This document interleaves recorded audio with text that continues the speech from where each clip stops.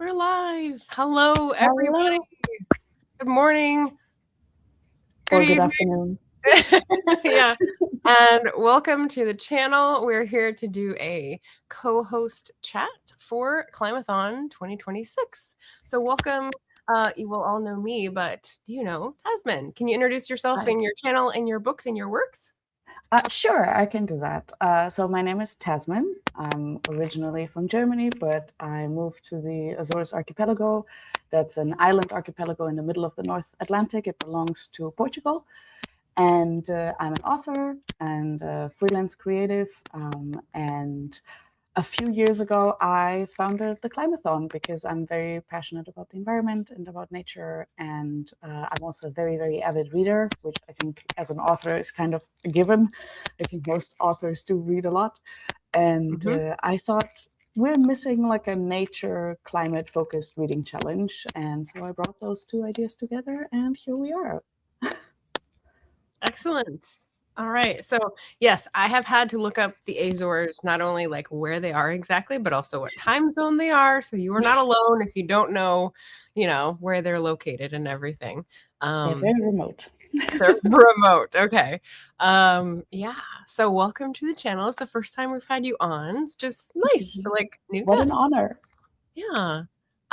So we've got both of us have favorites and recommendations that we've talked about on our channels to sort of let people know, get it in their radar. Maybe they can start planning or looking for things in their libraries. And here's the question. How many of yours are double, triple, quadruple dippers for all the prompts? I went through and checked on mine. Really?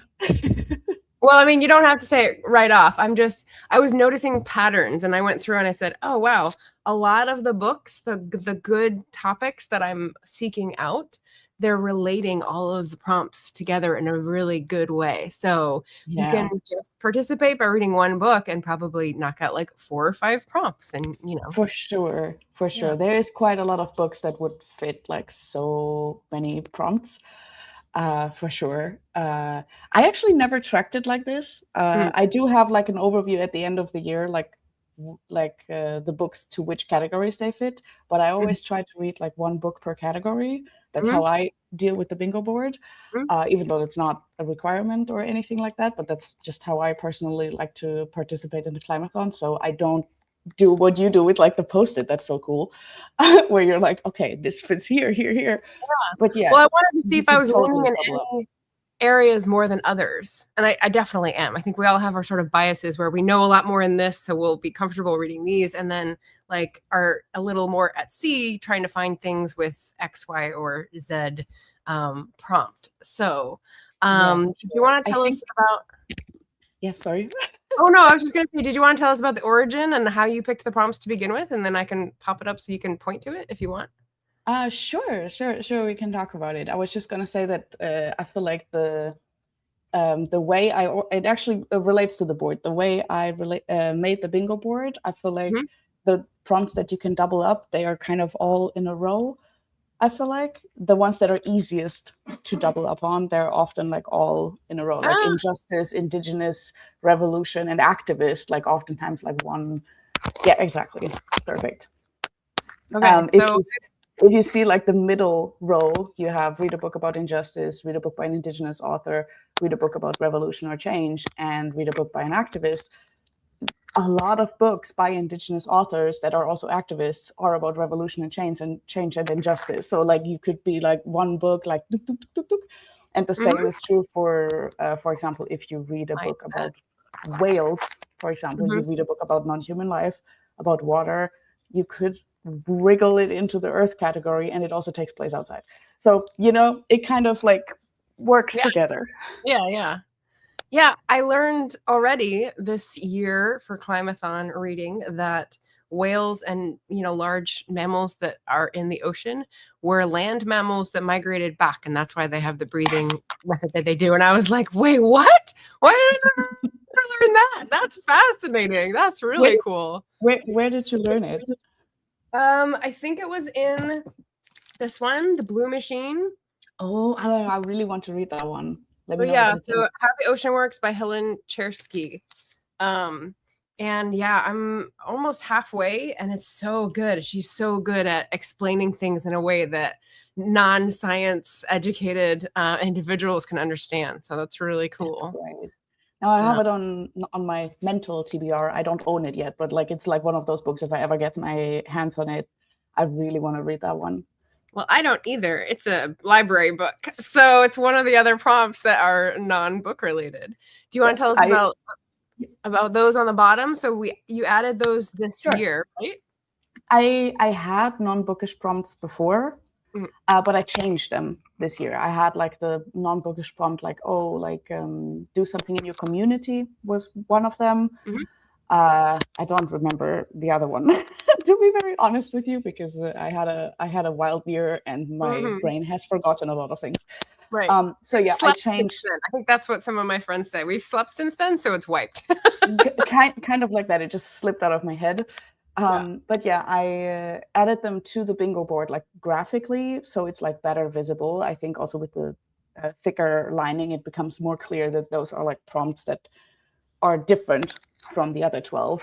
Right. And the first one is use your library, because I think libraries are such important spaces, not just for readers in general. I think they're like one of the last strongholds when it comes to things and places where you can just exist without any pressure to buy anything or to spend money or to, be somebody or present yourself in a way or any kind of pressure at all. I feel like libraries are really like a very free space.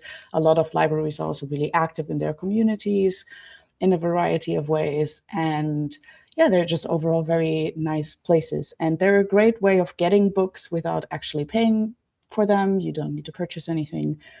And since I got my library card, because I thought, stupid, that I didn't have access to any library because I moved away from my home country. And here, we do have a library here on my island, but it's very, very small, very limited, and everything in Portuguese.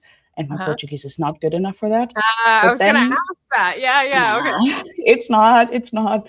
And then I discovered that in my old hometown in Germany, they have like a completely digital catalog, both in English and German, of audiobooks and ebooks that you can access online. Like you don't need to be there. You don't even need to pay or get your card or anything in person. You can do everything online. And since then, I think I put the statistic in my yes, statistics. Wow.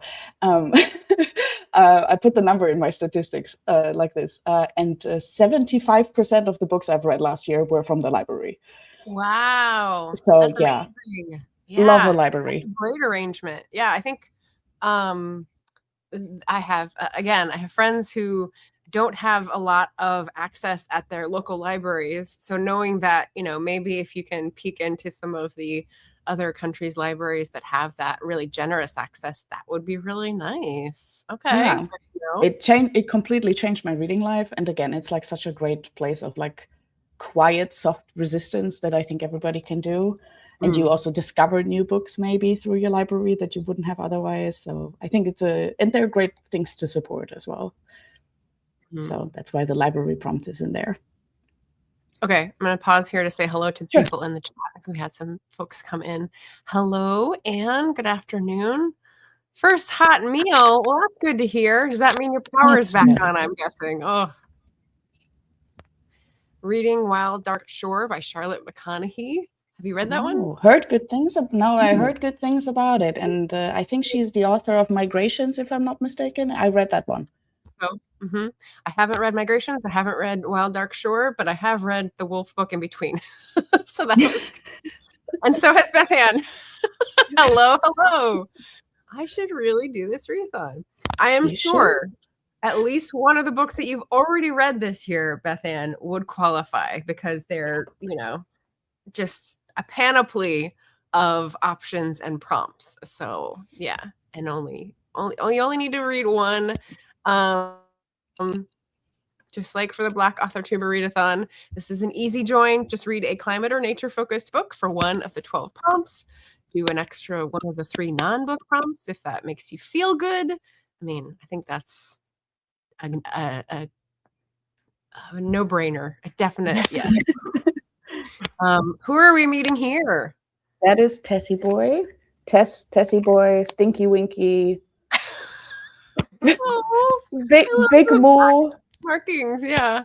We also call him Big Moo because he loves the cows on the neighboring field and rolling around in their pee, which is fantastic. Ooh. Love that for me. Ooh. Look how happy he is just thinking about it. I see the ear going, yeah. Oh, cute. He's very curious. He always needs to inspect everything. Without his approval, nothing happens in this house. And now he's sitting on my books. Great, fantastic. Well, yeah, I don't think you have to pick up any immediately, so he'll probably lose interest before you have to pick one up. So yeah, Charlotte McConaughey's books, I think, usually have a climate element. I think she's very plugged in. What do you think about fiction for Climathon? Like, I think both of us have a pretty healthy. You said like 75% nonfiction last year. No, 75% library books. Library. But 50% nonfiction. 50%. Okay, so I was at 50% nonfiction too. So I think that's heavier than most people. But yeah, making the climate sort of a dovetail with the fiction can be hard on the outset because you don't know if it has an element before you read it.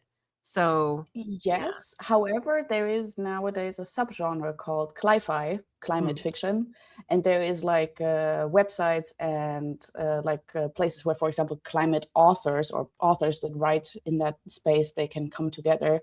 I can send you, I don't remember the name of the association, but I can send it to you after this live stream and you can link it if you want, because they have like an overview of like authors that are traditionally published, not indie published, but traditionally published, and that are considered to write in the cli-fi genre. So you can find things there. And for example, a lot of like, for example, fantasy books, they do tackle things like revolution and change. And there's also a lot of indigenous authors that do write in fiction as well. There's even romance books written by indigenous authors. So it is, I think, totally doable to combine these two. I usually look up like newspaper articles or literary magazines that have their, best cli-fi of the year kind of thing for the last few years, and that's pretty helpful. Hello, Jim. Good evening over in Georgia. Hello, Jocelyn. Welcome. Leslie. Tessie, Stinky Winky Big Moo. Yeah. Purrs and purrs. She's a cat lover, a cat mom as well. Yeah. We love a cat. I have 2, but the other one is probably not going to show up. She's very shy. Okay. Anne says, I still need to read The Deluge by Stephen Mackey. I don't know that one. Me neither. Is it water themed, I'm guessing? What is it about? I have no idea. Maybe Anne will tell us in the comments. Okay, so did you want to talk about the other 2? Sure. Those are a bit quicker, I feel like. The other non-bookish prompt is to spend time in nature without any distractions, because I feel like nowadays we don't really do that anymore. Like we often don't spend time in nature at all. And when we do, it's like often with some kind of distraction, like I don't know, I need to hit my 10,000 steps, or like I'm going jogging, or I'm listening to music, or I'm listening to guilty. Oh. We are not really present with the nature. We are not interacting with the nature with like our full focus on it. And even if it's just 5 minutes, like this does not have to be like a full day or even a full hour. If it's just like 5 to 10 minutes, it's also like perfectly fine. But like to just like be present and be like, okay, no music, no audiobook, no other purpose, just be in nature and like register nature and be aware of what's going on around you. That's kind of the intention here, to rebuild that connection with the world around us, if that makes sense. Yeah. Tasmin, can I ask if you have a microphone that's like around your neck or something? Yes, I'm sorry. So if you could hold it up.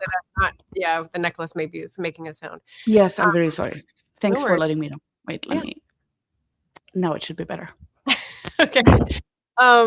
Yeah, being in nature. So I don't know. You've heard of the personal curriculum trend, right? I think you mentioned that recently. Yes. I did a fall one that I wanted to get better at plan identification, but I didn't do much work in terms of like setting up the goals and the specific and blah, blah, blah. And so like I did focus on it a little, but very generally. But one of the things that I did do was notice like the trees in my city. And just yesterday, I walked by and another one was gone. So in my report card or my goals for fall curriculum, I said it really hurt my heart that like this huge tree on one of my main walks was just taken down in one day, like not there. And there's another place that I've been going by and just watching, and they're just waiting until the trees die so that they can take them out and that they're going to develop. And I'm just like, why is this the approach to development? And yeah, so I just noticed another one disappeared yesterday and all the sawdust on the sidewalk. And I was like standing there for a moment, just sort of mourning its passing. Yeah. And you fulfilled the prompt. Congratulations. There you go. Yeah. There you go. But in a very sad way. maybe do a happy one too.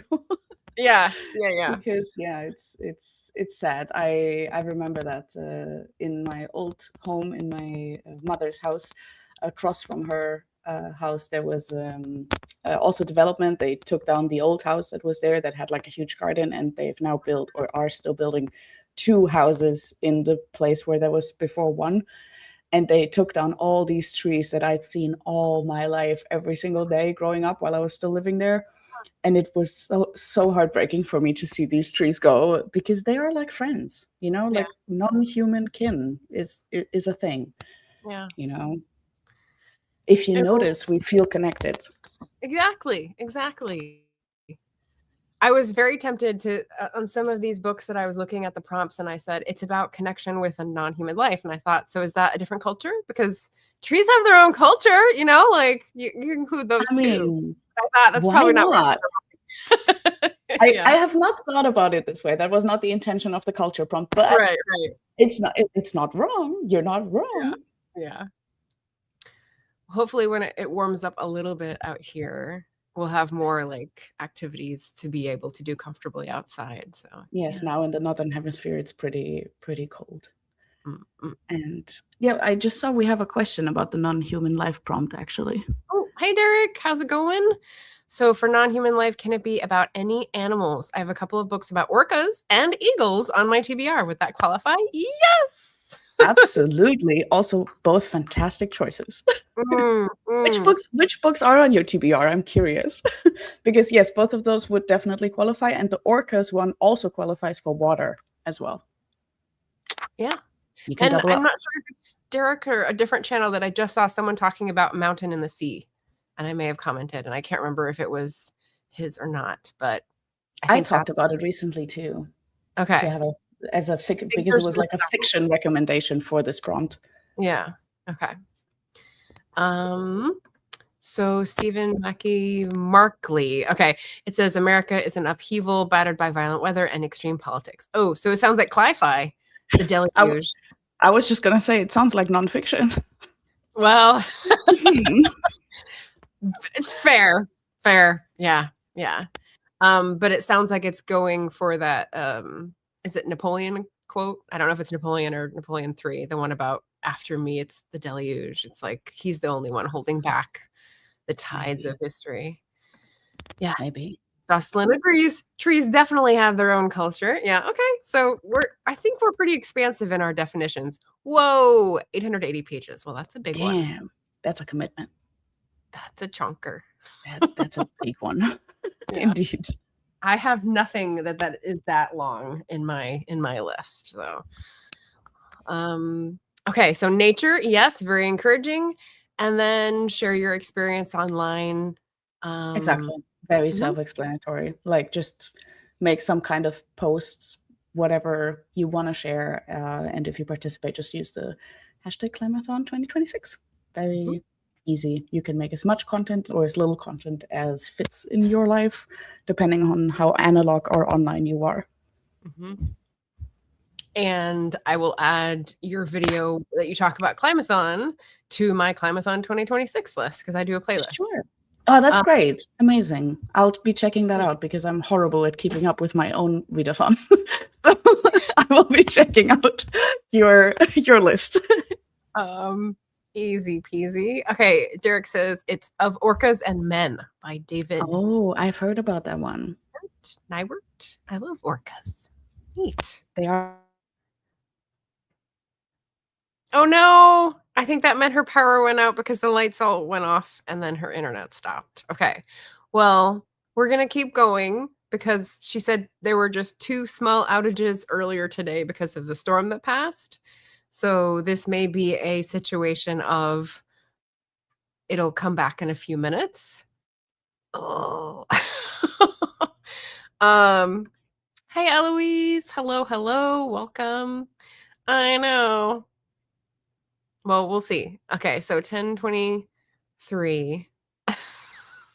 Obviously, Eloise brought the bad luck. I'm just kidding. Yeah, so I think that's on her phone. Yeah. So oh, and then all of her stuff went off my screen. Yeah, that makes sense. Oh, okay. We're hoping it wouldn't happen, but there was some storms and they are yeah. Hope it comes back very soon. Yeah. So Tasmin, we'll just like keep talking through some of the logistics and suggestions, and I'll save my questions for you if when you come back. So yeah, we'll cross our fingers for your emergency response electricity teams. Oh, okay. Let's see. So this would be a good time to talk about the changes. I know about the changes, so I can fill that in while we're crossing our fingers. Derek's question was about animals and non-human life on that prompt. And there were previously different prompts for animals, plants, and fungi because they're all different kingdoms. But I think what Tasmin has sort of concluded is that we're so human-centered, it's really the point to get out of human-centered aspects. And so animals, plants, and fungi are all non-human life that we can examine in different ways. And so that's why that sort of got souped into one prompt, which I like. Oh, that could work. Here we go. Derek says, this is a cool event. I was planning on making a video saying that I wanted to read more science and wildlife books. That is perfect. And what I will say is, again, mixing the science and wildlife with fiction is a thing. And there are some great recommendations on the story graph from last year. So, oh, Anne, who just had her power come back on. I hope you have better luck than we did. Yeah, crossing our fingers. The one that comes to mind is a fellow author friend named Alice Henderson. I think that's right. And she is a field, I always forget because she does so many different things. She does field research for biology, investigating animals, populations, tracking and recording them to, prove evidence of their sizes, health of the herd, and that sort of thing, and recording what they sound like. So she's got some really cool videos and interviews on my channel. If you look up Alice Henderson, I have had her on for interviews where she talks about recording the pikas in the high Sierra Nevadas, and that was really cool. So yeah, some of the wildlife stuff makes it into her thrillers, and so really great for science education, along with a little action-packed thriller if you like both.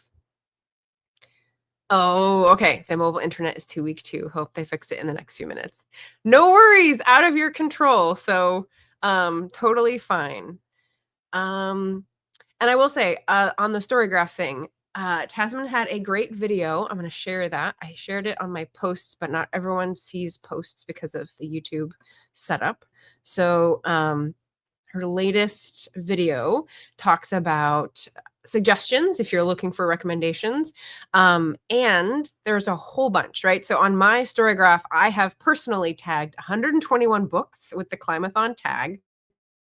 And if you go into the Climathon challenge on Storygraph for last year, you have a view of all the books that everyone has added last year. And obviously they're still good. Like, that doesn't have to be a new release to be well-researched and well thought out and containing lots of the relevant prompts. And so I would urge you, if you want to go on Storygraph and just search Climathon, that could be really a good treasure trove of recommendations. So that is the link in the chat for Tasmin's latest video. Oh, Beth Ann's got to go drive back to work, so she'll catch the rest on replay. No worries. Let's see what else. So the animal, vegetable, mineral prompt, the non-related to books prompts and Storygraph. Check, check. I have to come back to that. One of the things I was going to ask and sort of talk a little bit about was climate anxiety. So this is one of the things that I was looking for last year. And I, in fact, found a really good book, December of 2024. So that is when a local independent bookstore opened. And I went to the opening and I was a supporter of their Kickstarter, and it's a great local bookstore. And I asked for a recommendation, and she gave me this one. And it's the book that launched 1,000 ships, or should I say, 1,000 Thoughts. I Want a Better Catastrophe, Navigating the Climate Crisis with Grief, Hope, and Gallows Humor by Andrew Boyd. You can see I tabbed it up. And when I read this December 2024, so that's over a year ago, it just opened up so many other things. And I think a friend on YouTube, Marianne, has pointed out that it does echo the, very bleak feelings that I had at the end of 2024. But then it does a really good job of giving hope and solutions, which is one of the prompts for Climathon. And so it was a really powerful book for me to read at that point in time.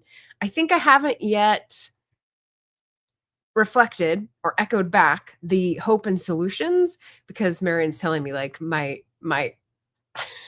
readathon videos tend to be a little bleak. So I'm working on that. And like I said, in most of my Climathon videos last year, the work that I'm doing is not as policy focused, because I am not a national player on this national stage.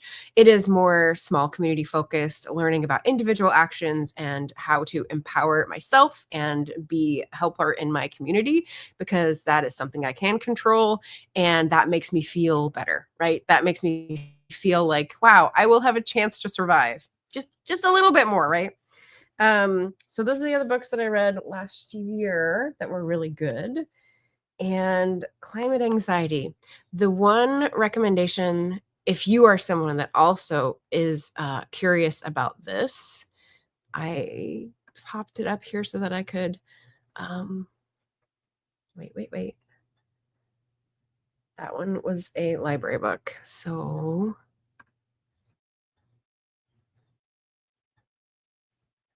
now I'm going to have to search it. Storygraphs search capacities are limited. So there we go. Share this tab instead. Show on the stage. So I've read maybe 3 books that deal specifically with climate anxiety, and I would define that as you're someone who is concerned about the environment and the way we're trashing the earth, that is the place where we live, and is worried about where we're headed as a human species, because we're not learning anything from the consequences of our actions. And for me, the 2024 election was a big watershed point where I felt really awful and got really depressed, because I thought, wow, we're not going to be making any progress after this. And it felt very doom and gloom. And so I was really interested in people who could talk to me about how to get out of that mindset and like see the rays of hope where they were, and help grow those little seedlings of hope and solutions. And I thought this was the best book that I had come across for that, because she drops a lot of references to other works, and it is very well researched and has a really great background in the topic in terms of psychology. And that is A Field Guide to Climate Anxiety: How to Keep Your Cool on a Warming Planet by Sarah Jaquette Ray. It is Ray, right? Yes, not Roy. So very highly recommend, totally recommend. And if you can find that one, it's a very distinctive cover, I would recommend it. So that was my little sort of off ramp, or my side quest about climate anxiety. One of the things that I launched into doing last year to combat climate anxiety was signing up for NET, and this, in any other place besides Portland, Oregon, is called CERT. So you may be familiar with this. Hold on, I've got a patch of sun. Let's see if, oh no, it's right on my face. Okay, we'll crouch down for a second. I'm sure it'll pass behind a cloud. So CERT, they're basically like neighborhood teams that organize in advance of disasters and try to get some first aid, some search and rescue, some coordination, some radio know-how, and I don't know what else. I haven't done all the trainings yet. I only just started. But basically to have equipped people who can help in the event of a disaster, like the earthquake that's coming to our area. And there are many different types of disasters, and I thought, well, this would be useful learning and knowledge for many other disasters as well. And so I started that process last year, and it's dribs and drabs, but I think we're adding knowledge a little bit at a time. Oh, there we go. Okay, see, it just took a few minutes. That was like 10 minutes. Yeah, so Tasmin says, I want a better catastrophe. Sounds so good. Dirk says, I'll definitely read my Orca book and talk about it on my channel, try to help promote your event. I think this is really interesting. That's awesome to hear. Thank you. Capo's here. Well, this is a special day. So I did it at the same time, but it is a Tuesday. So it's an off day, Cat Paw. So you can maybe blame that on YouTube. Tasmin says electricity's back. All right, so we'll see. We'll wait for her to pop back up. So that's what I talked about. Let's see. You've seen some of the books that I've put up as possibilities. This is one that I just finished this morning called Browsing Nature's Isles: A Year of Foraging for Wild Food in the Suburbs by Wendy and Eric Brown. And there's some useful stuff in here and some fun stories. It's basically a family in southern Maine who has dabbled, as I have, in plant lore and, being aware of what's available on the side of the road, and then went for it for a year to try to forage at least a meal a week. And they did it. And there's some good stuff in there. So that's my first completed Climathon read of the year. Okay, you ready to come back on? Yay! Yay! I'm back. We're so flexible. Sorry. Resilient. Yes, no worries. I'm sorry. I hope it lasts now. That was the third outage for today. I thought after the first two, we were through it because the storm is already on its way out. So I thought we were in the clear, but apparently not. Yeah. Things come in threes, so I guess that's it. Yeah, hopefully. I was trying to watch it as best as I could on my phone, but even the mobile internet was pretty rough. But I'm happy to see that my comments got through. Yeah. Excellent. Let's see. So I did have a question. Someone said that they thought when I was talking about Climathon, it was about climbing and like mountaineering. And I was like, no, there's no B in there. It's climate. I mean, you could read a climbing book about the prompt takes place outside. Yeah. So I thought that was funny. I was going to ask you about Climate anxiety you were talking about. Yeah. If you wanted Yeah. to chat about that. Yeah, sure. So I actually have not read a book specifically about climate anxiety. I would really like to, because I had some severe troubles with climate anxiety myself. But what I recommend to people that do have climate anxiety, what kind of books they read or what to do, is on one hand, it's things like cozy fantasy, that kind of stuff. This is the Monk and Robot duology by Becky Chambers, one of my favorite authors. I always recommend reading them together because they're so short, they're so tiny. But there's a bunch of other cozy fantasies. I love cozy fantasy because not only are they so warm and lovely, they make you feel so good, they make you feel hopeful, but they often center things like community building, finding belonging, neighborhoodly kind of relationships. So things that are very important. And if it's like, for example, like this duology, it's set in a potential futuristic kind of world. So I think we need more books that look at a possible good future, because I feel like we have a lot of like apocalyptic cli-fi, post-apocalypse, that kind of stuff. We have a lot of that. It has its place, of course, but I think we also need some good positive examples, like where could we go if things go right, you know, that kind of stuff. So I think cozy fantasy is great for this kind of stuff, or in general, like these types of cozy books. Or what I personally find very very uplifting when I have a lot of climate anxiety is books from, for example, activists like Jane Goodall. This is a great example, The Book of Hope. But in general, for example, also about other kind of revolutions that have already been fought in the past, like for women's rights, for queer rights, trans rights, you know, like these kinds of things. One that's on my personal TBR is this one, for example. This is actually relatively connected to climate as well, because she was very active in protecting. Okay, Sorry? yeah, cool. I was checking the name.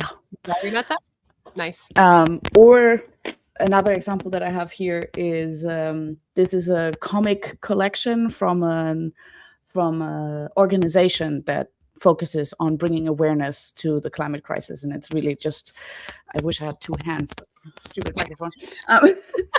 It's really a collection from like different comic artists, artists coming together to talk about this, and like, yeah, just like trying to focus on fights that have already been fought, where there is a lot more wins, because I feel like in the climate space, while there's some wins, we're especially lately lacking a lot of wins. So it's hard to stay optimistic. I feel like we hear a lot of like, oh, the worst case and like all the bad things that happen. But if we look at other fights, other revolutions that have taken place before, again, like women's rights, queer rights, and so on, and how far we've come there and how much progress was there made, or how people organized themselves for their rights or for other people's rights, I think that it's so uplifting, because it shows you, oh, there is power in community and there's hope. Even when it looks hopeless, there's still hope, you know? So that's kind of my recommendation for climate anxiety. Nice. And a non-bookish recommendation would just be to remind yourself that hope is an action. Hope is not something that you have or don't have. It's not, you know, a thought. It's an action. Hope is something that you need to live, something that you need to do. And that in order to create, you need to create the change. That's kind of my take on that. That has helped me a lot. And there's, I would say, different kinds of stories are the key to the hopeful future, right? Because I think a lot of apocalyptic or dystopian novels can veer into the same kind of storytelling that a current thriller would, where it's man conquering nature, and there's no difference. It's just you've given yourself a more difficult playing field. Whereas you can have novels in the future that are about cooperating different ways, like Natasha Pulley or Emily St. John Mandel. Their books, I think, are particularly powerful to me. In terms of sci-fi that's about community. And then you can also look in the past for those, because what I'm trying to do with my historical fiction is unearth how people organized when it was like simple living, right? When it was pen and paper, when it was franking, like stamps and stuff like that. Because, in case we don't have all the things that we're used to, the basic precepts and the, concepts and the practice of reaching out to people is, I think, what we need to work on. At least what I need to work on, because I'm not used to it. Yeah, I think so too. I think it's so important. I read like a great essay on that in All We Can Save, which was a group book in the only time the Climathon ever had a group book or like a challenge shared book. Oh, you have it there? Perfect. It's my favorite. Perfect. It's stars. Yes. Perfect. I do not own a copy, so it's perfect that you have one. Yeah, all little tabs there.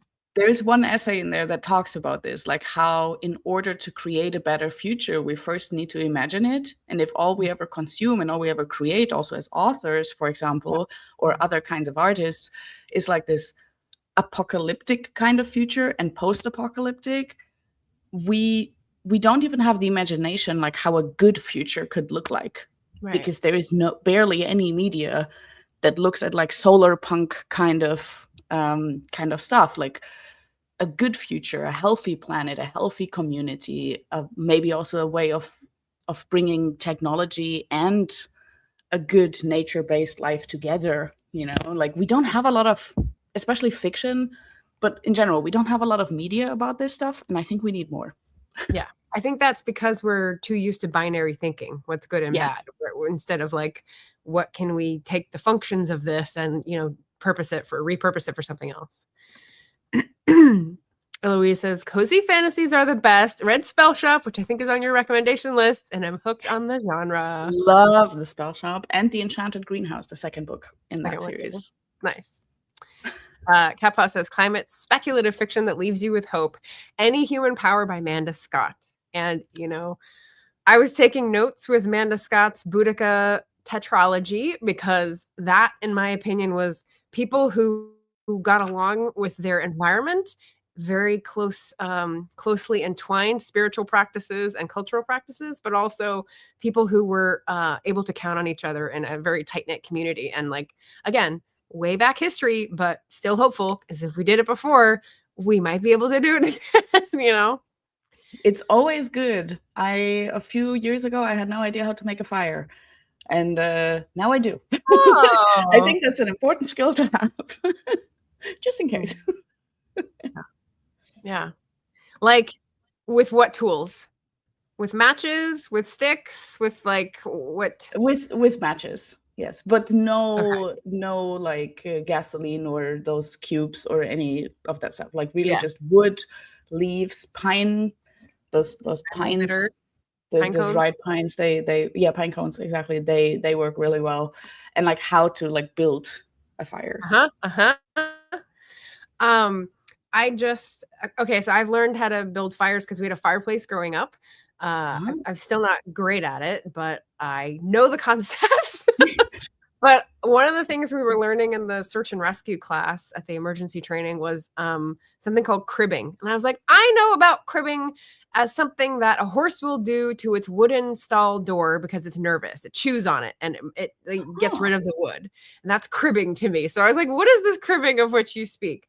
And apparently it's a method, sort of like when you build a fire, where you have two pieces of wood like this, two pieces of wood like this, and you keep doing this structure of like a table, and then shove something underneath, something that is crushing a person, lever it up, and then push this under so that it's containing the weight.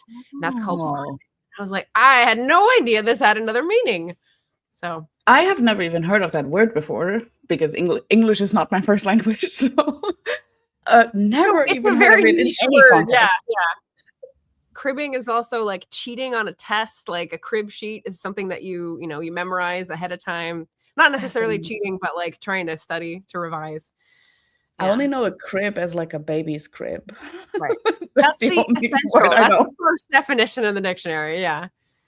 So Louise says, Enchanted Greenhouse is on my TBR. Switched to Can't Spell Treason Without T, so bouncing between those series. All right. Also a good book. Read that too. Really? Okay. Yes. I love cozy fantasy. Catboss says, that's what Manda's writers group focused on. What to do now, how to get through this, different imaginings of a hopeful future. Yeah. Yeah, I wrote down that recommendation because I hadn't heard about this and I want to look into that.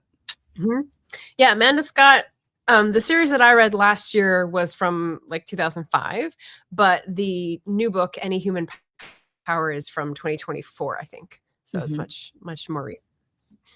What was I going to ask you about? Oh, the continent question. So the last prompt that changed was the one between different continent to different culture. So can you tell us a little bit about that thinking?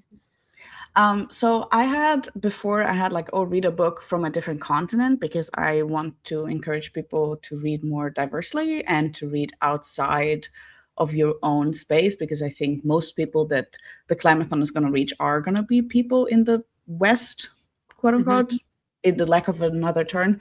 And I think it's really how we important. say West and it also includes Australia, and you're like, is it the West? Yeah, and also like the West to who? Right. You know, totally. it's the globe is round, the earth is round. Anyway, science. Yes. So yeah, in the lack of a better term, so everybody knows what I'm talking about, the West, you know. And I think it's really important that we read outside of that, because it's so easy to get like caught up in your own bubble. And I think a lot of books, nonfiction and fiction, are like, especially in the English realm, which does make sense, but it's very like US focused and UK focused, because obviously those are like the main English speaking countries. And I feel like we are often like kind of like caught in a bubble. Yeah. A lot of like those like revolutionary fantasy books or YA books, for example, they're always like, you read them and like the entire revolution, the entire world saving happens within the United States. You know, if you're lucky, Canada is mentioned, but that's it. Yeah. And the world is bigger than that. And there is more solutions and more movement and more things outside of the West that I think is really worth looking into. Also to challenge our worldview on those places. And why I changed it from continent to culture was, I think I got a little bit too much into my head what a continent actually means. Yeah, where do you define Europe and Asia? Yeah. Exactly. And like I live, as I said in the beginning, I live on the Azores archipelago, and we live on a splitter zone of 3 continental plates. Ooh, fun. So like, where do we even belong? And the ocean book is talking about the continental plates and the ocean plates and how different they are, and how, they're really cool. That's so cool. Yeah, like two of our islands are on the North American continental plate. They move away every year, like 2 or 3 centimeters. Oh my gosh. Because the plates drift apart, and the rest is just on like a splitter zone of the Eurasian plate, the African plate, and the North American plate. And so it's kind of like, we do belong to Portugal, even though we are autonomous, but we do belong to Portugal. So like in theory, we're Europe, but like I got too much in my head about the continent thing. And I also think that continent, like it then, for example, like if you read like then it's like, oh, if I'm like from the US, is Brazil from a different continent or not? Is it America or is it North and South? Again, I just got too much in my head.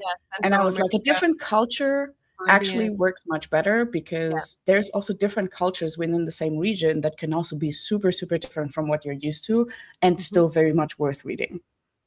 So I thought that fitted a lot better for the prompt in my head.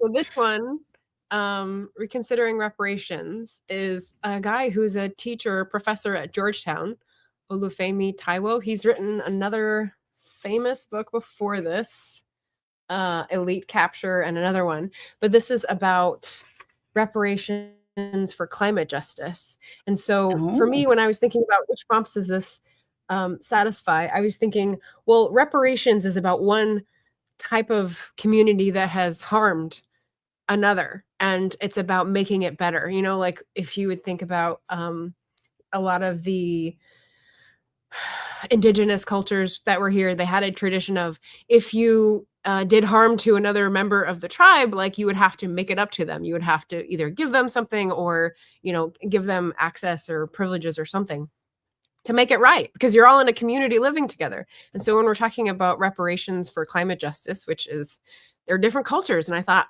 that would work for that too. Yeah. Yeah, exactly. And I think it's also, for example, if you read about migration and refugees and these kinds of things, they might no longer be on a different continent than you are because they have migrated to wherever you are, but they are still from a different culture. And there's still a lot of insight, especially on the topic of migration. Actually, now it's too late, but now I think like maybe I should have made a category with migration. I think that would have also been very important, especially because you can see migration both in the animal kingdom as well as with the humans. Yeah. So okay, I'm taking that note down because that's a good point. For next year when you are doing the prompts. Right. It's like one of those, it's like a splitter zone of different prompts that sort of come together. So, that's a good one. Okay. And speaking of different continents, how did you first fall in love with the Azores? Because like for us, none of us would know that it's there. I'm like, what's the place that I hear of? And I'm never sure. It begins with an M. It's a tropical paradise. It's got all the pictures of huts in the ocean, and it's going to disappear. Maldives? Yes.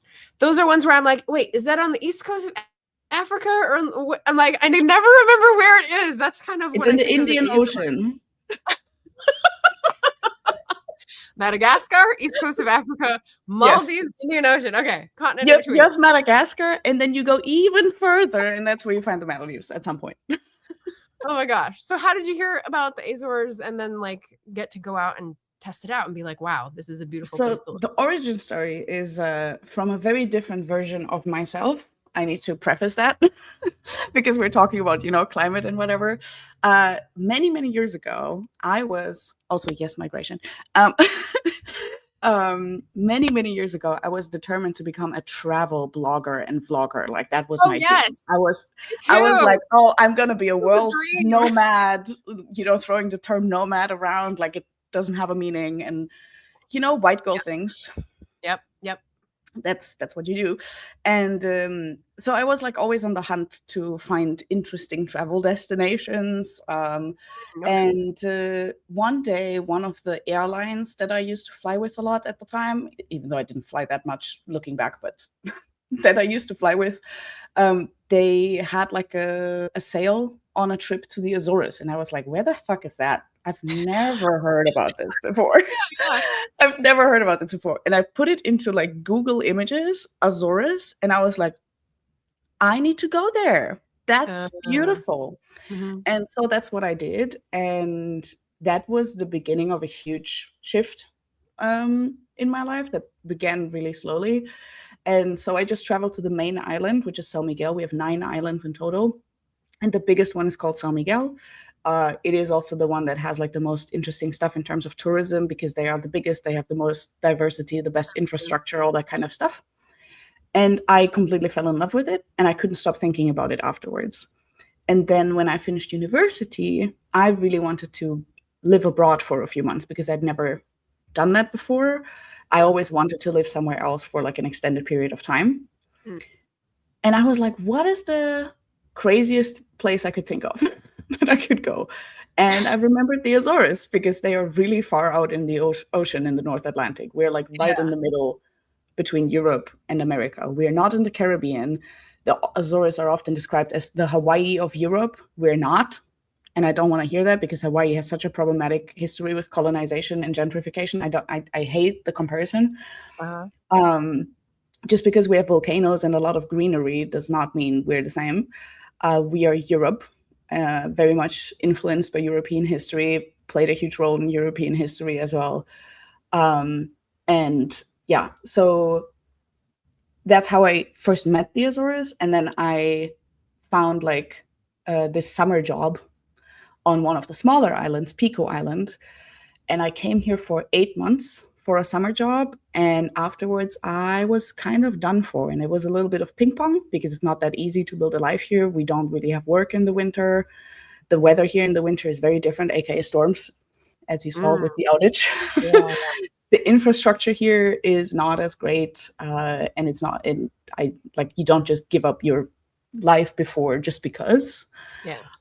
So it was a bit of a process, but now if you count that first summer job as the beginning point, I am closing out on my 8th year now in March. It was March 8 years ago that I first came to Pico. So it's been a while, and I've been living on Pico Island ever since. And I bought a house, renovated a house, and had a lot of experiences here for sure. Yeah. It's fun. It's neat because like you start out with a mainstream sort of influenced by corporate culture. I want to be a travel blogger. And then you get into one thing and then you fall in love and then you start studying that one thing and getting more intense about it. And then you open back up because you've got a new perspective now. And I find that I have similar experiences. Like thinking back of how I saw the Azores when I first came here, I'm like, God. Cringe. Definitely. If you're not looking back at your own history and cringing, like you haven't made progress, right? That is actually very true. That is very true. Oh, yeah. Kapos is translated fiction. Yep. Love hearing from other perspectives. Jocelyn, the world is a much bigger place than the US. Incorporating POVs from different nations together would be more interesting. Oh, yeah. Conundrum. It's like the tomato conundrum. What criteria that's being used to classify will determine. Are you asking if a tomato is a fruit or vegetable? Because it's still a fruit, right? Yeah, it is a fruit. Just like avocados. Yeah. Avocados are also fruits. Yes. Even though they don't feel like a fruit, but they are. Just delicious. Gration. The Kapos says, for my writing challenge last year was a book set in space. Australia, Asia, North or South Pole, underwater. You challenged yourself to write a book set in a place that was like not regular in the media culture. Is that what you mean? I think so. I think it means like a book that is set either in space, Australia, Asia, North or South Pole, or underwater. I think that's what that means. Wow. That's, sci-fi. Cat Paw's ambitious there. People coming in to my rescue, helping me. Kepo says, yes, the Azores is on my bucket list too. Yeah. Love the cat in your profile picture. Yeah. Mine agrees. Yeah. He's there. I don't know if Cat Paw was here for the, I think they were. The introduction. No, reading challenge. Okay, so you said writing, you meant reading challenge. Okay. I was like, that's ambitious. Like, it's a very theoretical construct. Okay. Eloise, botanically it's a fruit, but they're often included with vegetables in the US because some guy in the 20s convinced everyone it was a vegetable for tax purposes. I did not know that. Everything capitalism's fault. That is so interesting. Thank you for that. Now I know why. That's like very wild. Yes, very helpful piece of information. Why does it always boil down to capitalism? Yeah. Why? It's incredible, really. Okay, so I was gonna go over a few of like my favorites to recommend. Sure. That are fiction and nonfiction and or TBR. So which are you feeling more? You can go into your recommendations. I know you talked about the video I made about the recommendations. I got that in my very choppy comments. Yeah, the chat. Pause in the middle. So yeah, I talked about a lot of recommendations actually. Yes, so, and you had them laid out with the same number for each, which was very organized. I do not have that. I love lists. I love structure. Call me neurospicy. Maybe. Oh, well, different talents. I already talked about Better Catastrophe. We already talked about All We Can Save. I will say these are... I was working on my wrist strength yesterday, and I don't know if it improved or if it just tired me out, but trying to do stacks of books here. The Uninhabitable Earth by David Wallace Wells, Life After Warming. So I think I've heard people say that, it's not the Earth that we're destroying, it's the conditions of the Earth that make it possible for us to live here. And this is sort of imagining there's a little bee turned over there. Yeah, imagining, with the destruction that we wreak on the earth and we can't live here anymore, what does the rest of the world do?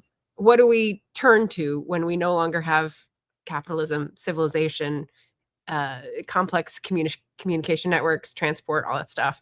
And how do we cope? And so I thought this was a really interesting one. Classic Jonathan Safran Foer. One of the things I did after the election was go vegetarian, pescatarian, but easier to explain if I just say vegetarian. He's a big advocate for vegetarianism, and falling back on individual actions was one of the things that I did as well. But this is a lot of more big picture facts and support for why everyone should be looking into this and cutting back, which I thought was useful. And then this one, less climate nature focused, but really interesting, is Peter H. Kim's How Trust Works. And yeah, he's a sociologist in Southern California. And the book is about research into how we make first impressions, how we trust each other, how we react to betrayal, and then how we, repair those networks. And I'm like, wow, topical much. So he does put a lot of hemming and hawing in the book because he doesn't want someone to pick it up for the sole purpose of taking advantage of people by getting the shortcut.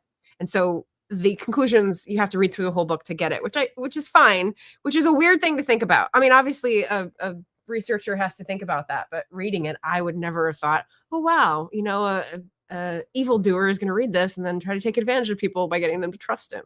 Oh, that's where we are. It's like the very famous book, How to Make Friends and Influence People. And it's like, how to make friends, great. How to influence people sounds like manipulation. Oh, yeah. Yeah, it's a classic and people still read it, but I have not read it yet either, but I'm interested in one day reading it, just out of curiosity. Yeah. Yeah, I mean, how do you feel about the term influencer? Depends on the context. Yeah, it's relevant. It's had a little sideways movement since Dale Carnegie. Yeah, I think it's most often a negative connotation, but you can have people like Ayanna Elizabeth Johnson from All We Can Save, who's a scientist out there trying to influence people in a positive way. And I love that she's influencing people. So yeah, but generally it's for money. Yeah, totally. I feel like the term social media influencer is coined very negatively, which also has to do with us judging how other people make their money. I feel like that's also a part of it. Oh, you're just dancing in front of a camera, get a real job. Yeah.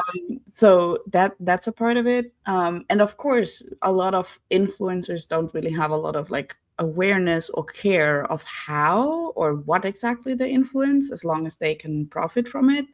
And that's problematic. But influencing people can also be a very positive thing, both in online and in real life. Right. It's interesting because every once in a while I have a list of these words that sort of stick in my brain for some reason, and they've got different aspects. And one of them is responsible, because responsible can mean at fault, which is negative, but responsible can also mean upholding traditions or whatever, moral guidelines. Yeah. And that's positive. And so I'm responsible and responsibility have this really strange two-face thing going. Privilege too.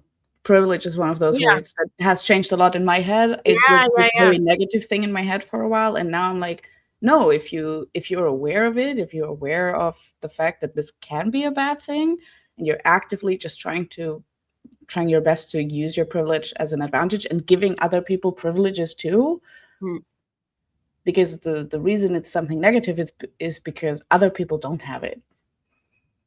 So it's also one of those terms that, if you're going to work within the system, the system, how you can use it. And if you're transparent about that, it's interesting. Oh, it was actually older than the 20s, says Eloise. I think the court case or the bill, whatever it was, talking about tomatoes and tax purposes, was Nix versus Hedden, which I don't know. No context. Dissident Knight, hello, hello. Cat Plus Love the says, profile no, picture. spicy people unite. Or Bill Gates' favorite book, Lying with Statistics. Oh, yay! Well, good I point. still love that Bill Gates wrote a climate book that is super hype, even though he's one of the main reasons why we have climate change. Yeah, yeah. Why not? Why not profit? It's like cruise ships in the Arctic or something. Mm-hmm. Weird. Mm-hmm. Mm-hmm. So have you read any Climathon reads for the year yet? I said I've read the foraging book, which was very good, and I'm reading The Blue Machine, which is excellent. Do you have any ones that you've like read or are reading now that are? Oh God, I need to think what I Enjoy? read this year. Give me a second. I No was not worries. prepared for this question. 1 second. What did I read? What did I read? What did I read? I've got another pile. So these are live. Go ahead. I started the year out with Upstream from Mary Oliver. I read that on the first of the year, which is it poetry? beautiful, beautiful. It's kind of like essays, anecdotes, that kind of stuff, and it's very nature focused and it's very beautiful. Was my first Mary Oliver. Really loved it. And I've also finished Queer Ancient Ways, which is behind me, but I'm not gonna grab it. But it's a very academic, heavy book that looks into like different myths from like more ancient cultures and like a new kind of like queer reinterpretation. It's like a discourse. It's not like, oh, it's this. It's like opening up a discussion. And I thought that was really interesting. And I think that would fit into like the mindset category, like challenging your mindset. And I've started reading now, what's it called? We Will Not Be Saved, which is by an indigenous woman in Ecuador. And she and her people have made a lot of like big leaps in protecting their land and the land back movement. But I've just started it. I'm like 15% into it, so not very far. So far, it's talking a lot about like her upbringing and how the missionaries work together with the oil companies to get the land, and it's very outraging already. So that's gonna be a very interesting read for sure. Yeah, and how recent all that happened, like. And how honestly, how missionaries were just involved in all of this all this time always blows my mind. Like I've read other books focusing on indigenous groups that had contact with missionaries before from different perspectives, actually, even from the missionaries' perspectives. And I'm always like mind blown how interconnected it is with colonization. It's fascinating in the worst way. Well, yeah, because religion is an arm of the colonial project, right? Yeah. And hierarchical religion. So I have a couple more to share for the TBR that I haven't said on video yet because they're library books that I got in. This is hot off the presses. Marie Kondo's Letter from Japan. It's one of these pretty like gold foil books, so I'm excited for that. But she's about tidying, about sparking joy. This book is getting more into the backstory, kind of the Shintoism of the respect of non-human life and the way that she honors the energy of stuff and is trying to get people to talk about that. In the life-changing magic of tidying up, she doesn't go into one of the hardest things for me, which is the getting rid of things. How are you doing it in a responsible way? How are you doing it in a sustainable way? How are you giving that stuff more life rather than throwing it away? It's like, just throw it away, So I'm curious if she's gotten to that with the next book. The Mourner's Bestiary finally came in. This is Erin Kafal, who wrote All the Water in the World, which Catpaw and I both loved as a cli-fi that has lots of hope and community and gut-wrenching trials. So this is it nonfiction? Yes, literary memoir. And they do it in the format of different regions, different environments, and then species in those environments. And so this has definitely got water in it. You can see there's a big whale, but I've been wanting to read that one for a long time. And then Nature is Never Silent, which is how animals and plants communicate with each other by Madeline. How do you pronounce that? No? Ziege. Zika. Okay. Ziege? Is it a TS? Ziege. It's very, if it's pronounced the German way, because Ziege means goat in German. Oh, okay. The Z is very sharp, like Ziege. Okay.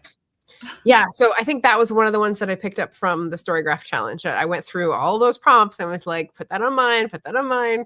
And so they're there in case I have, I come in contact with them later. But yeah, such a gold mine. Yeah, good stuff. Good stuff. I actually, for those of you that use PageBound, which is also an alternative to Goodreads, I switched from, well, I'm still on Goodreads for like review purposes when I look up a book, but I'm mostly using PageBound, which is also like independently owned, anti-AI, and it's like very colorful and playful. It's kind of like gamified in a way, and it's very much about the social aspect of reading. And I've been on that page now for a couple of months. I'm obsessed with it. I love it. And you can make lists that are like publicly available. And I've made like a lot of lists, like for example, a list about books about water, like nonfiction in that case, like where, for example, if somebody struggles with finding a book about the water category, would find a lot of like possible options. Or also like how we can like find each other, find community, and these kinds of things. And there's a lot of other interesting lists on there. And I think these types of lists are super interesting to like find book recommendations. I actually love your book recommendations always, because you always have something I've never heard about. Yeah. I subscribe to the theory of like books will find you when you need them, or you will find them when you need to rescue them. So yeah, I've got lots of books that are fascinating, and I will get to them at some point, but I found them in a used bookstore and they just caught my attention, and that sort of thing. That's how I roll most of the time. So that's how I used to roll too when I still had access to used bookstores. Yeah. Maybe one day again, who knows? Oh, good. On my TBR that I don't have yet, I have Hospicing Modernity. Have you heard of that one? I just ordered that from my local bookstore because I have credit and they got it in stock. Light Eaters is the one that I talked about that I'll probably get from the library, which is photosynthesizing plants and be pretty neat. And then The Future is Degrowth, which is like the economic viewpoint and like how do we welcome that in? How do we welcome our new degrowth overlords? Degrowth is such a great topic. I love it. Yeah. Yes. So I think we're both pretty like make videos as the ideas come to us this year. So we don't necessarily have things planned out on specific dates, but definitely we'll be talking about our climate reads, and that's what we have to look forward to. And maybe we'll be talking about library activities or nature activities. Oh, I did want to say, to remind folks, it is the 27th. So you have 4 or 5 days left before we start Black Author Tuber Readathon. And to participate in that one, you just got to read one book. It's for the month of February. And it is basically all spreadsheet, which I'll pop into the chat. Beth Ann and I are co-hosts for that, and we're just trying to support and signal boost for Black author tubers who are here in our AuthorTube community. So reading some of their books and reviewing them. Yeah, so check that out. If you haven't heard me yammer on about it yet, I'm very excited about the new authors I will be hosting on the channel and talking about their books. Anything else that you were... I think I'm good. I just one question that I actually had in mind was, how did you find the Climathon for the first time? I think you found it through Anya, if I'm not wrong. Maybe, yeah.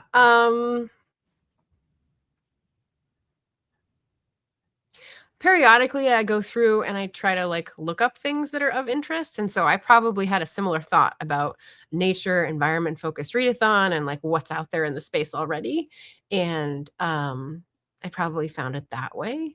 I think Anya, I came across because of book reviews, not necessarily the readathon. But then we did a fantastic buddy read for Climathon last year, which was the No Logo by Naomi Klein. Yeah. It was awesome. Yeah, I miss her, so I hope she's doing well. As far as I know, she's doing pretty well, but I don't think she'll be coming back on YouTube. She is very much taken her life into the analog space, building community in her new home, because she also moved to a different country, and she's very much building community there. So I think she's fine. Good deal. Good deal. Good deal. I'm working towards that in real life. Yeah. You need to tell me more about that. Yeah. So yeah, thank you for joining, everybody. My internet is starting to glitch, so I guess that's my key to dance off stage. And thank you, Tasmin, for coming on the channel and just chatting with me about how lovely all these plans are and hopes are for us for the future. Thank you for having me and for prepping for this live stream, and also thank you for hosting, especially in the last year, because you did so much more than I was able to. And I'm forever grateful for it, and I hope that this year we're gonna have a good time, but I think we will.